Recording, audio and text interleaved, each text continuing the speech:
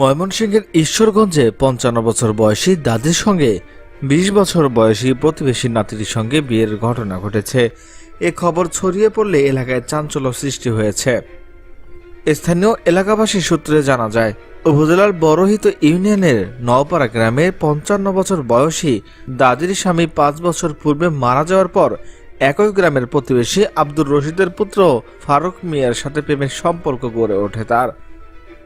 পরে বৃহস্পতিবার ২ তারিখ দিবাগত রাতে তাদেরকে অন্তরঙ্গ অবস্থায় ওই মহিলার ছেলে এনামুল হক হাতে নাতে ধরে ফেলেন।